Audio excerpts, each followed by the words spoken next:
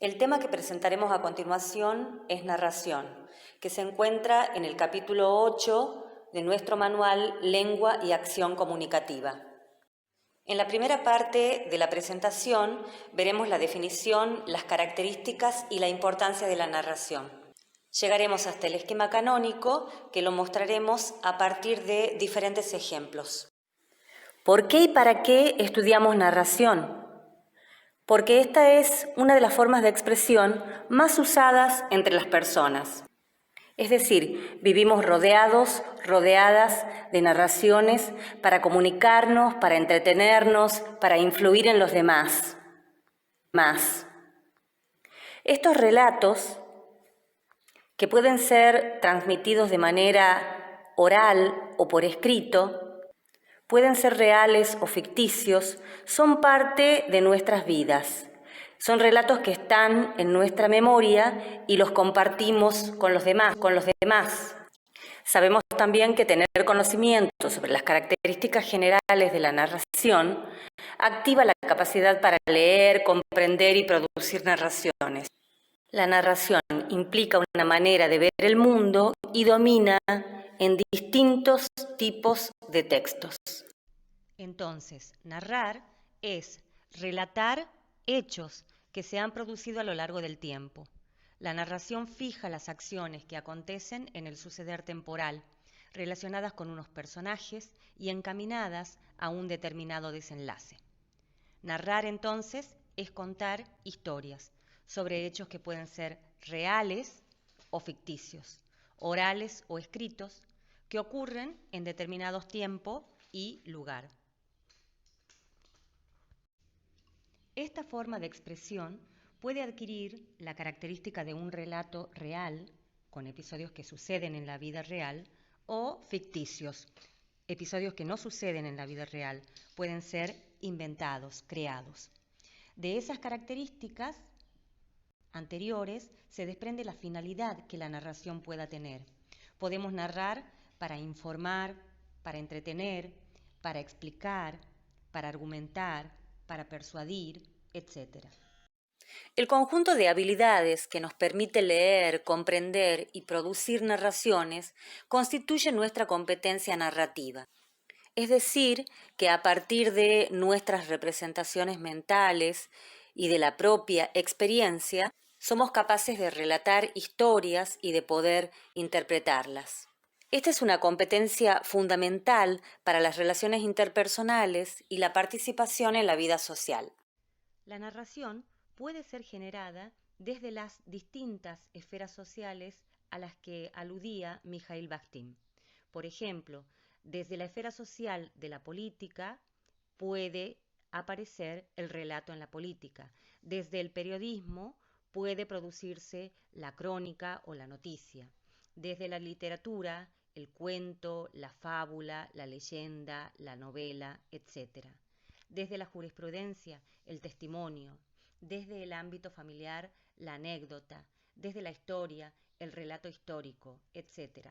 No olvidemos que las esferas sociales a las que aludía Mikhail Bakhtin son infinitas.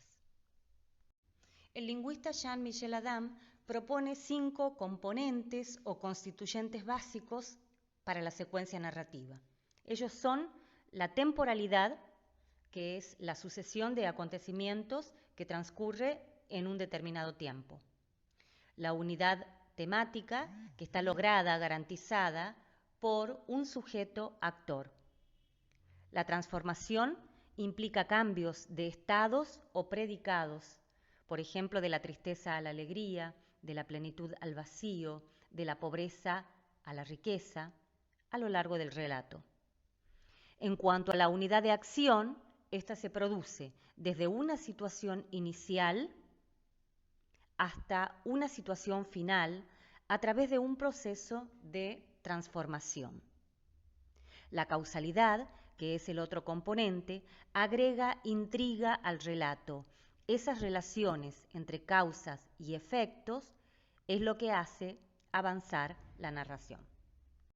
A partir de los componentes básicos de la narración, Adam propone un esquema narrativo canónico que consta de un resumen o prefacio, que es la proposición que sirve de introducción al relato.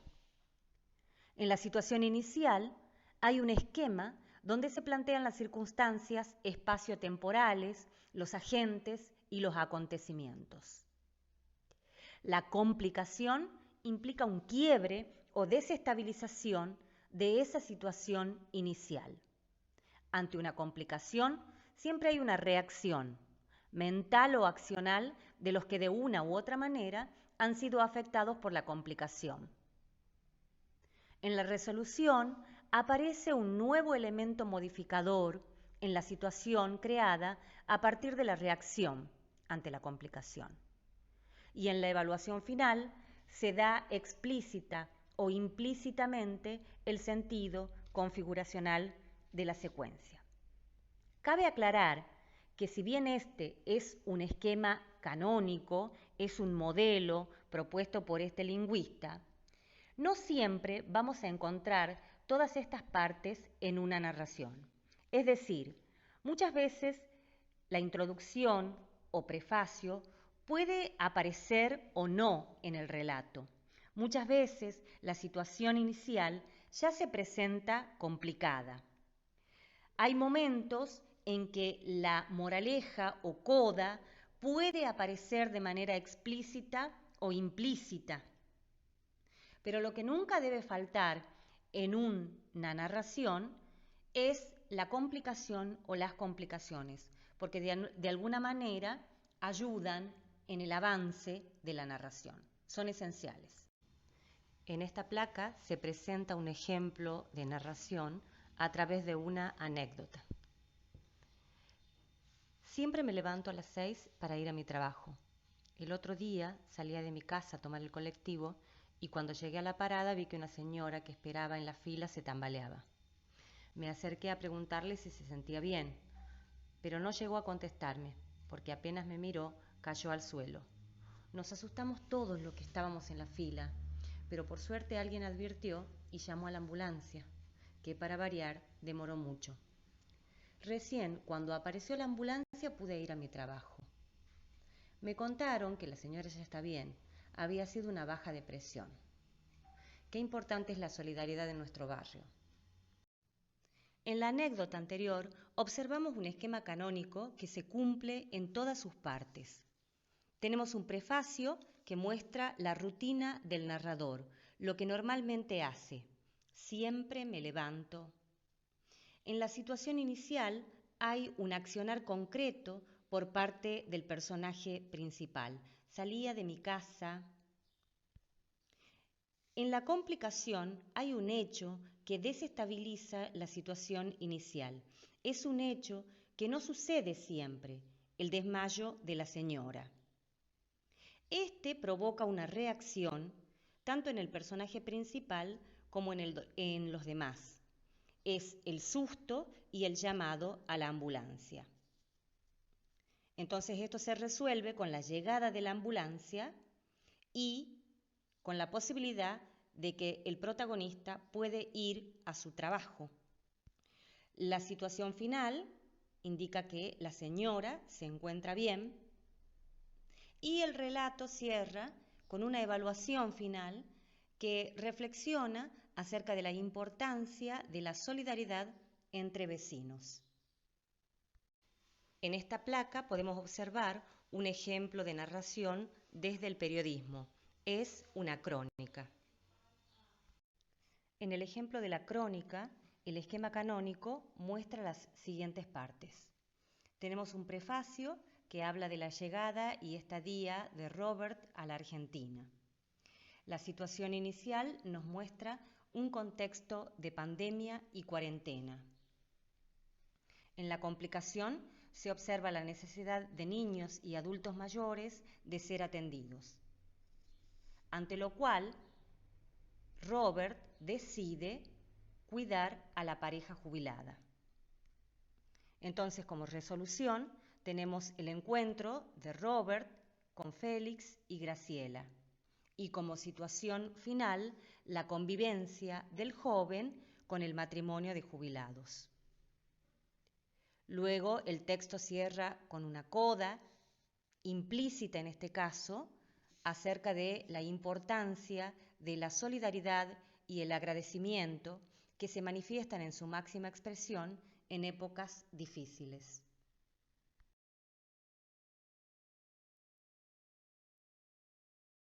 En la noticia, Sebastián Piñera decreta la militarización en regiones mapuches, podemos encontrar el siguiente esquema. El prefacio está constituido por las luchas constantes del pueblo mapuche chileno por sus derechos. Es decir, estos son sucesos anteriores al hecho principal. Como situación inicial, se plantea la muerte de Denise Cortés Saavedra, una estudiante de Derecho y colaboradora de la ONG Defensoría Popular. Como complicación aparece el decreto presidencial de militarización en regiones mapuches chilenas. Ante esa decisión presidencial aparece la reacción por medio de críticas de asociaciones y la sociedad en general. Ante las críticas, el presidente chileno se justifica por su decisión. Como situación final, aparece el pedido de investigación por la muerte de Cortés Saavedra. Podemos encontrar una coda de manera implícita, es decir, el gobierno del presidente Piñera en Chile demuestra autoritarismo al no dar respuesta a los pueblos mapuches. El siguiente ejemplo de narración viene del ámbito de la literatura y es a través de un cuento. Es el cuento La foto de Enrique Anderson Imbert. ¿Cómo aparece el esquema canónico en el cuento La foto? Tenemos una situación inicial que muestra el casamiento de Jaime y Paula. Luego viene una primera complicación que habla del pronóstico médico desfavorable para ella. La reacción implica el desconcierto, la angustia de su marido y el pedido de fotografía. Ante lo cual, Paula acepta y accede a sacarse una fotografía. Como complicación 2, aparece la muerte de Paula.